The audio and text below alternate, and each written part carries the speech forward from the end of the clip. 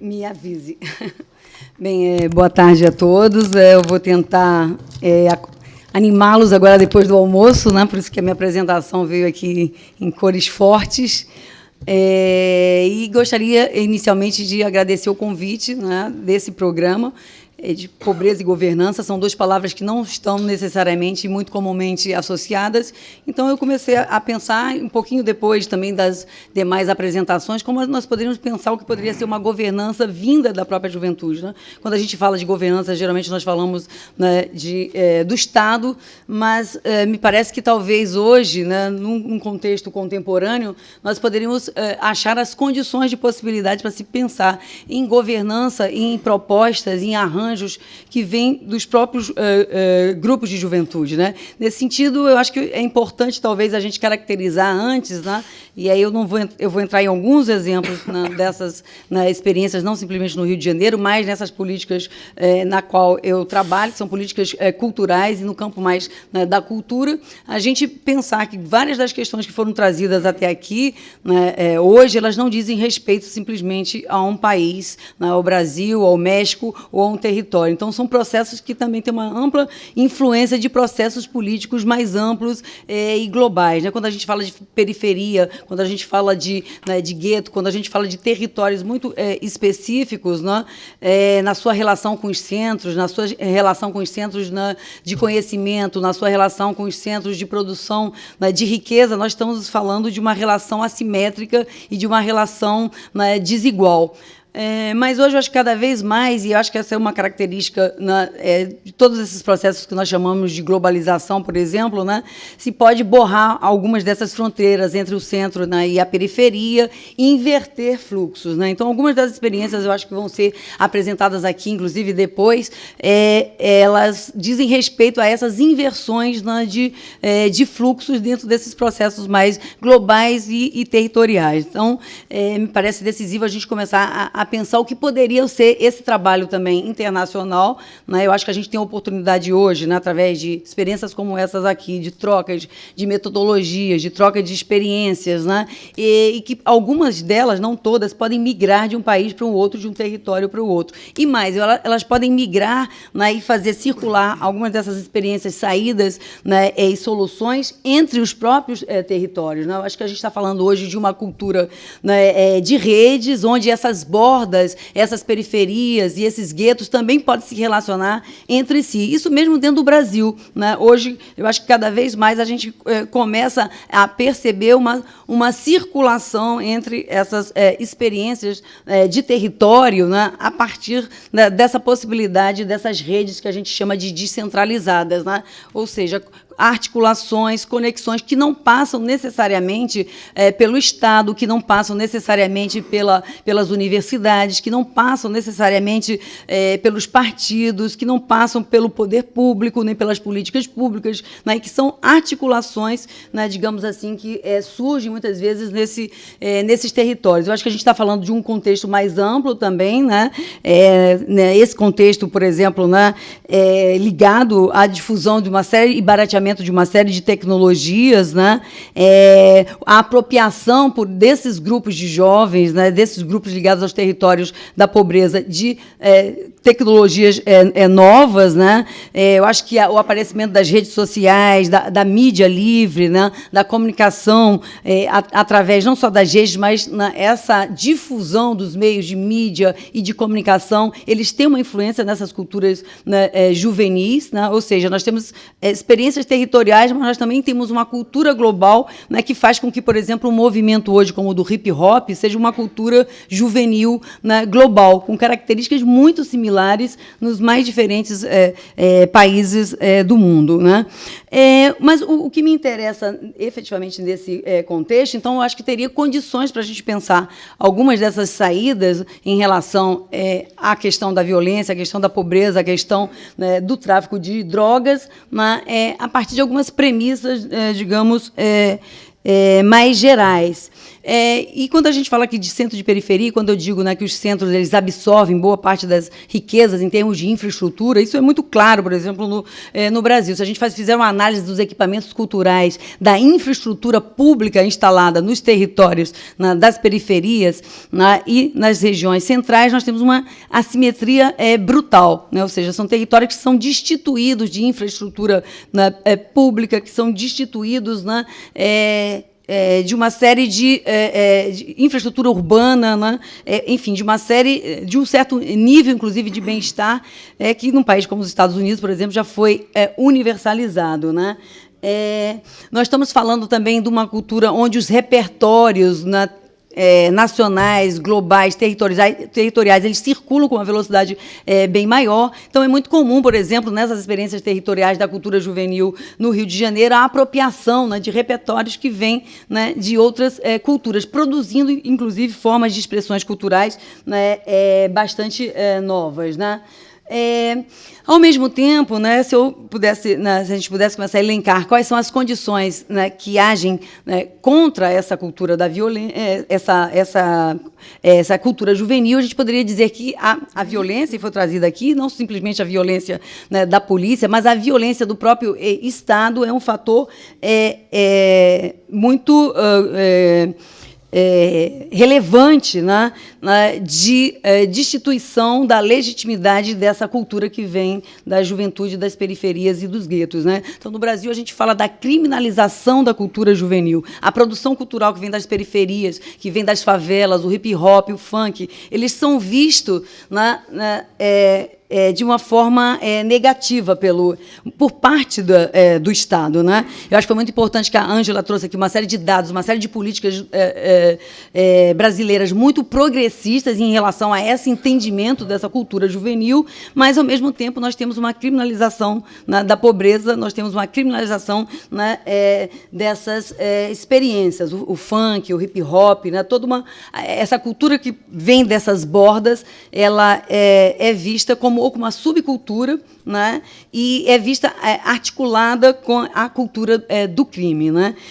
Claro que isso está mudando no Brasil, mas seria muito importante, e aí eu entro na questão que eu quero desenvolver um pouquinho mais, da gente se perguntar se esses modelos, né, de experiências do combate, né, a violência juvenil, de um entendimento dessa cultura juvenil, eles, de certa maneira, eles não falharam, porque eles trazem junto com eles, né, um crash mesmo, uma crise desses modelos, né? E aí eu digo das políticas públicas, das políticas que vêm do Estado, que vêm da escola, né, tradicional, ou seja, né, o tempo inteiro nós vemos tentativas, né, de educação, né, formal, uma série de iniciativas que falham nessa relação com essa cultura juvenil. Então, de certa maneira, né, claro que a gente tem que falar dos avanços, e aqui também foi importante a fala da Ângela anterior, né, o avanço no Brasil, por exemplo, da educação formal, da redistribuição de renda, das cotas raciais, ou seja, de políticas públicas que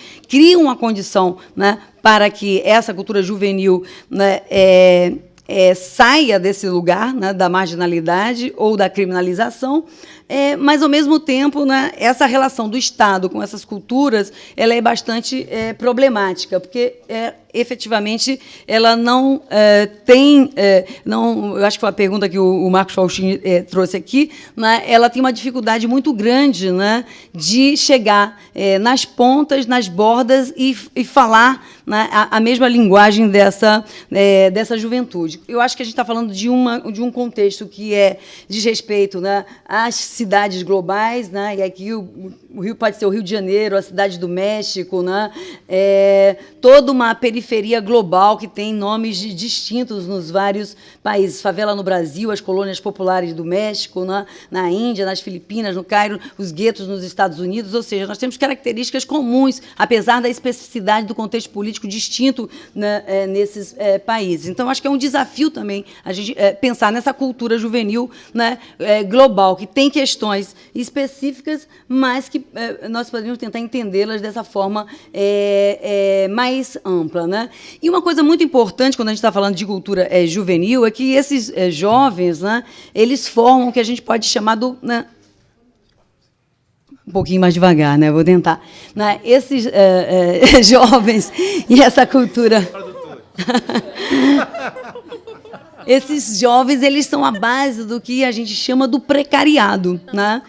E que é a nova força do capitalismo. Né? Esses jovens também estão nos pequenos serviços, eles fazem a cidade, né, funcionar, na favela, na vila, no bairro, nas colônias. Né? A gente fala aqui de bilhões de pessoas que vivem atualmente nesses bairros pobres, né, em todos os países. Né? Então, é aproximadamente metade dessa população, né, e que tem menos de 20 anos de idade e que, em boa parte, também ela atua no emprego informal.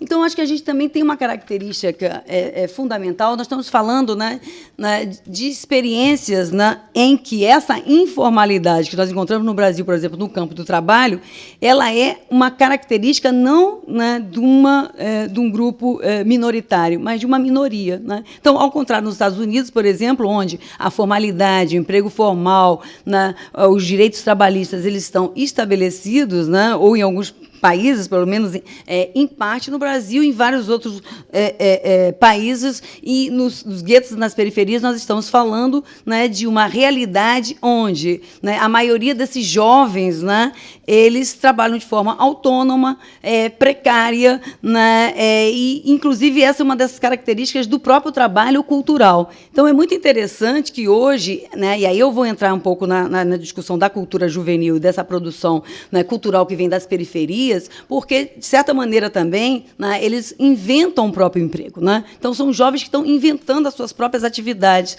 né, que estão dando sentido para as suas vidas a partir, né, das expressões culturais. E, na verdade, essa experiência, né, e essa condição de precariado hoje, se a gente pode pensar até em nível mais global, não é exceção. É a própria característica do trabalho contemporâneo. Então, é muito interessante quando a gente olha as culturas, né, juvenis, porque elas trazem características do próprio trabalho como um todo, né, no mundo. Por isso que é importante também estarmos atentos para as soluções, né, e as formas de sustentabilidade dessas experiências que os próprios jovens vão produzindo. Então, nesse sentido, eu gosto muito, e eu acho que essa é uma vertente muito importante do pensamento contemporâneo no Brasil, e aqui eu acho que o trabalho que o Marcos Faustini faz na Agência de Rede para a Juventude, que o Jailson faz no Observatório das Favelas, né, traz essa inversão um pouco do fluxo, e olhar para esses territórios da pobreza e começar a encontrar nessas experiências, né, a produção de riquezas, de valores simbólicos, de forma de pertencimento, que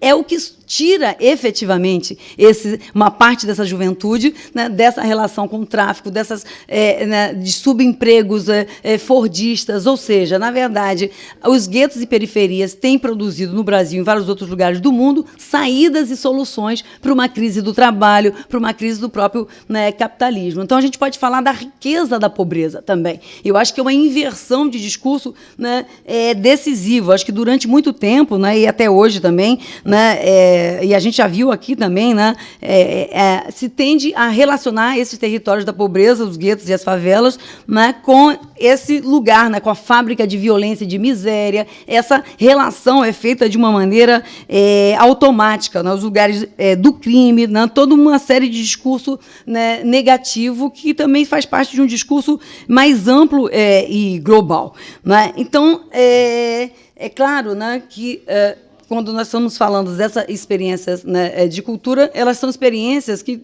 a partir desse campo da produção de valores, que são valores não simplesmente materiais, mas imateriais, se passa a construir, né, um discurso positivado em relação a essa pobreza. Ou seja, os pobres produzem hoje a riqueza da cultura urbana. É impossível qualquer pessoa chegar no Rio de Janeiro hoje, né, o que caracteriza a cultura urbana brasileira é as expressões culturais, a linguagem, a moda, a forma de falar, o cabelo, né, o gestual, as gírias que vêm das favelas, né, e das periferias. Ou seja, né, quando eu falo de riqueza da pobreza, eu estou falando de uma série de características que, inclusive, são apropriadas pela indústria da cultura, né, que coloca essas linguagens nos seus, né, produtos. A questão hoje é justamente que esses jovens que produzem essa riqueza, eles não usufruem dela, né, eles não monetizam essa produção, né, simbólica, né, essa produção produção cultural, né, que vem das favelas, né? Então,